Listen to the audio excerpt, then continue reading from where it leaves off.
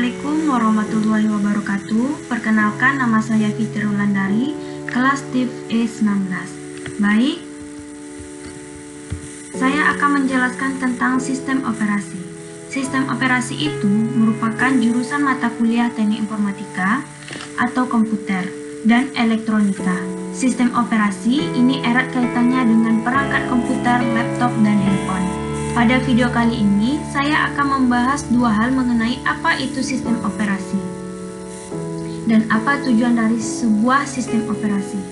Berikut ini terdapat contoh sistem operasi yang sudah terkenal di seluruh dunia seperti Windows, yang merupakan sistem operasi dengan penggunaan terbanyak, Linux, dan Ubuntu sebagai sistem operasi yang mudah didapat dan di open source dapat dimodifikasi oleh penggunanya. Berikut Mac dan OS pada perangkat laptop, keluaran MacBooks untuk mendapatkan handphone, ada sistem operasi iOS pada handphone dan pada handphone keluaran iPhone dan Android untuk smartphone. Pengertian dari sistem operasi secara sederhana yaitu sistem operasi adalah sebuah program yang mengelola perangkat keras dan aplikasi komputer. Sistem operasi juga merupakan dasar dari program aplikasi serta sebagai perantara antara pengguna komputer dan perangkat keras. Pada bagian bawah ini terdapat komputer hardware.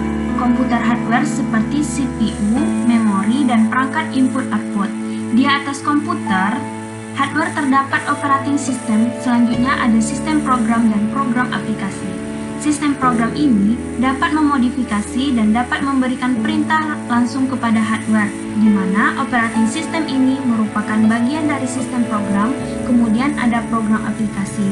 Program aplikasi digunakan untuk menjalankan fungsi-fungsi dan spesifik, misalnya Word, prosesor, contohnya Microsoft Word, digunakan untuk pengelolaan dokumen, kemudian Microsoft Excel sebagai bagian dari spreadsheet untuk pengelolaan tabel, kemudian ada C++ dan Java sebagai bagian compiler untuk menulis kode program, kemudian text editor seperti Notepad dan WordPad untuk menulis dan memodifikasi teks. Berikutnya ada Mozilla dan Google Chrome dan sebagainya. Program aplikasi ini diakses secara langsung oleh user perangkat elektronik yang menggunakan sistem operasi dapat menjalankan banyak jenis program aplikasi, sehingga keberadaan sistem operasi ini membuat perkembangan komputer dan perangkat handphone menjadi sangat pesat karena banyak sistem yang dapat dijalankan pada komputer.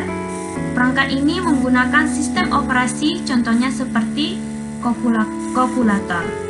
Tujuan sistem operasi. Tujuan dari sistem operasi ini adalah untuk kenyamanan pengguna dan juga untuk efisiensi dalam proses pembuatan aplikasi dan dalam proses penggunaan perangkat input dan output.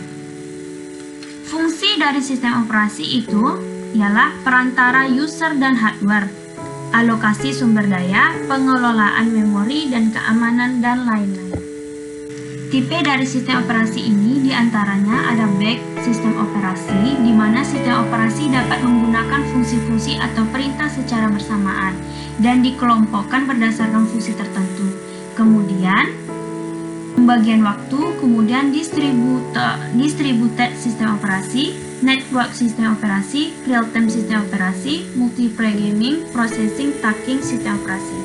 Sekian dari penjelasan saya. Mohon maaf kalau ada salah kata. Wassalamualaikum warahmatullahi wabarakatuh.